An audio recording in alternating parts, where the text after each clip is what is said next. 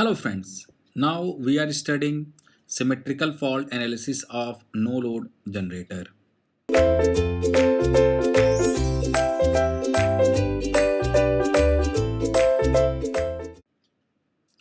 Before studying symmetrical fault analysis of no load generator, we must assume few points. So we have few assumption. The first assumption is the voltage behind the reactance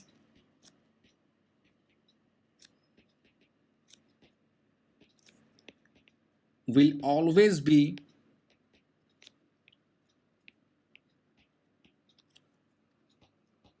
constant. What does it means? It means the internal EMF will always be constant.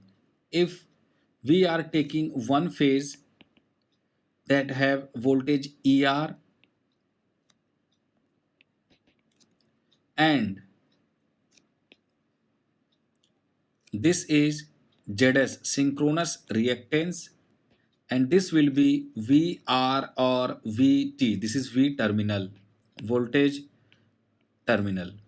So what would happen if we are studying the fault analysis? In the whole fault analysis, this ER will be constant.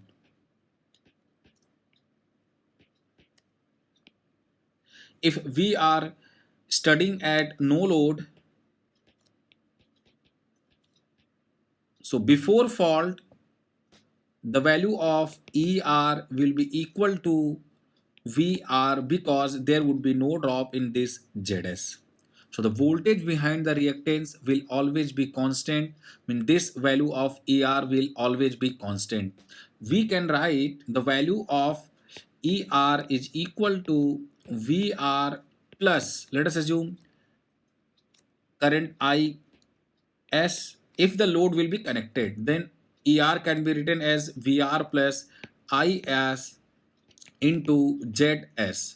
So if the condition in no load means IS will be equal to 0, so we can directly say ER value will be equal to VR.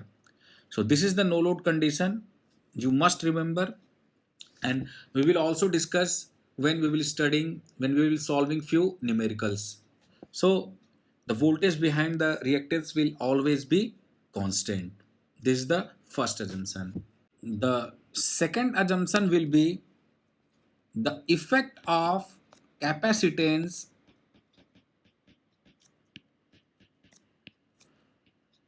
will be neglected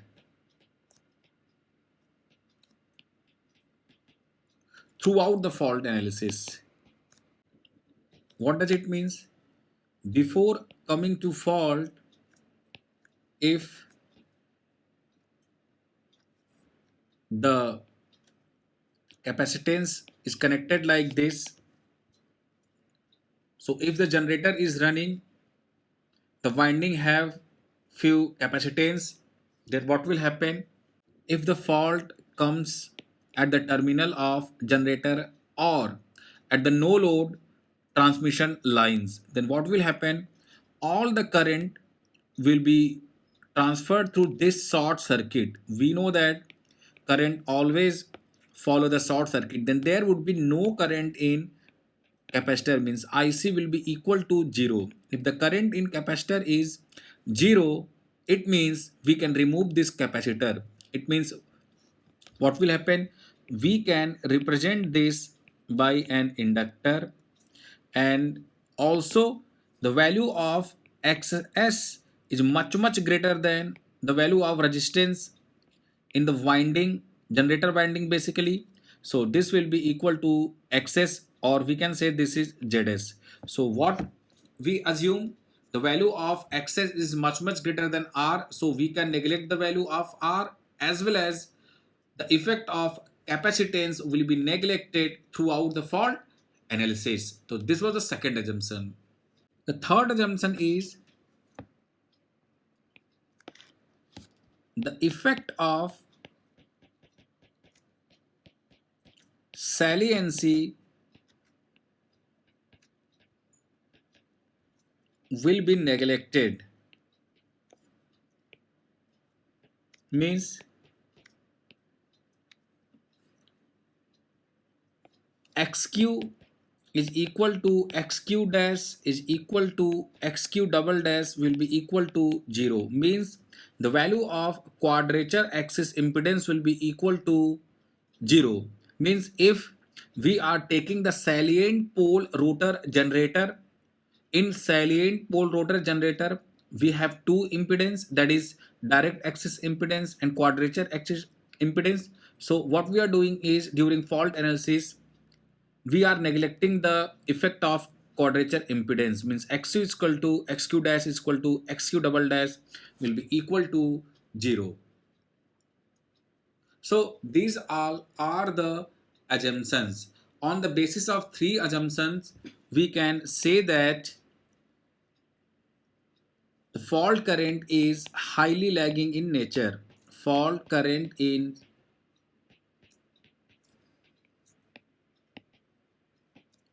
highly lagging in nature.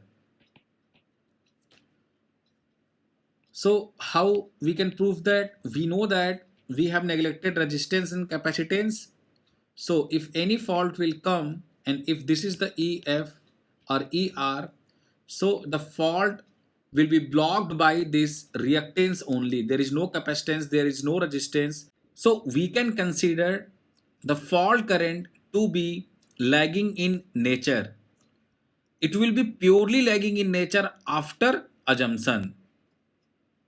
Means we can say that the fault current is highly lagging in nature, because we know that the value of xs is much greater than r. So if it will not be the 90-degree case, then it will be near 90-degree, because it is highly lagging in nature. So what we assume, the first one was the voltage behind the reactance will always be constant. The second one was the effect of capacitance will be neglected. And the third one was the effect of saliency will be neglected in case of salient pole rotor generator. So what we saw, that the fault current is highly lagging in nature, means after removing capacitor and resistance it will be purely lagging in nature. So what kind of effect this lagging nature going to put on the generator? So let us see carefully. Under short circuit condition, means purely inductive condition, armature reaction of synchronous generator produces a demagnetizing flux. Means when our generator was at no load, only the field mmf was present. So the resultant Fr is equal to Ff. It was Ff because our generator is at no load condition. When the fault occurs, what will happen? The fault current is highly lagging nature, then it will produce a demagnetizing mmf. Means after coming a fault, if fault current is flowing through the armature, then this armature will produce a demagnetizing mmf on main field mmf. Means this will be FAR. So the resultant mmf will be equal to FF minus FAR with the given direction. So FR is equal to FF minus FAR. What does it means? Air gap flux produced by this resultant mmf. So when there was no fault, then our resultant mmf was Fr is equal to Ff. But after coming the fault, this resultant mmf has been reduced, and we know that the value of flux is equal to mmf upon reluctance. So if this mmf has been reducing, then what will happen? This air gap flux must have been decreased, but this will not happen due to the constant flux leakage theorem. Means instantly this flux will not reduce. So I am repeating once again from the starting from the assumption. Assumption 1 was the voltage behind the reactance will always be constant. The effect of capacitance will be neglected. The effect of saliency will be neglected in case of salient pole rotor generator. By doing that, our current, that is armature current, after coming the fault was purely inductive in nature. And if armature current is purely inductive in nature, this armature current produces a demagnetizing mmf on main field mmf. So the resultant mmf should be ff minus far. So fr will be less than, at open load condition our fr was ff, but after coming the fault fr become ff minus far, and you can easily see from here that fr value has been reduced. So if fr value has been reduced, means resultant mmf is reduced, then the air gap flux must be reduced, but due to the constant flux leakage theorem this flux value will not decrease. Why it will not decrease? Because if the fault occur, at the instant the fault occur, the extra current in field winding and a current in damper winding flow in a way that this damper winding current and excess field current will neglect this FAR. Means this FAR will be neglected by the current IDW and IF. So if fault occurs at that instant time, the FAR will oppose the FF, means the armature mmf will oppose the ff, means the resultant mmf will reduce, so that air gap flux should be removed, but due to constant flux leakage theorem it will not reduce. Why it is not reducing? Because when the fault is coming, then the current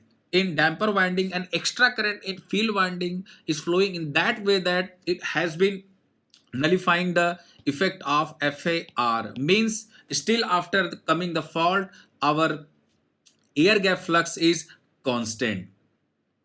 So during these process what will happen, after few cycle, after 1 or 2 cycle, this current in damper winding will be reduced, mean it will be zero, and after few cycle the current in field winding, extra current in field winding will also be zero.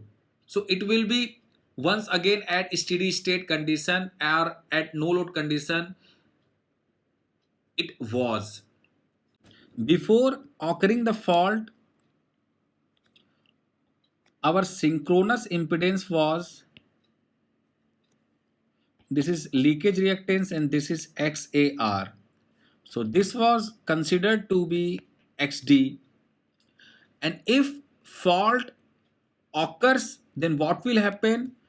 The current in damper winding as well as extra current in field winding has been flowing. So the reactance will be considered in parallel with armature reactance, because we are seeing the effect of damper winding as well as the field winding on this armature. So this impedance will appear here in parallel with XA. So this will be XDW and this will be XF and this is XL. So this would be considered as subtransient reactance.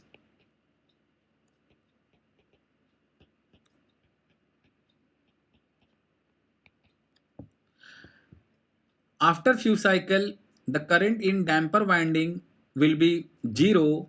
So we can remove that XDW and now we can draw XA and XF in parallel.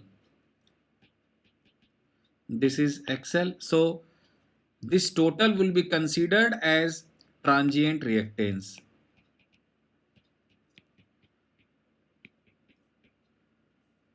This is represented by xd dash, and this is represented by xd double dash. Subtransient is represented by xd double dash, and transient reactance is represented by xd dash. And after few cycle, the extra current in field winding will be zero. Then this will become xl, and this will become xa. So it was once again at a steady state, so it will be represented by xd. So this is steady state reactance, this xd dash is transient reactance, this xd double dash is subtransient reactance. This question has been asked in interview, that how xd dash and xd double dash has been developed. So this is all about the symmetrical fault analysis of no load generator. Thank you.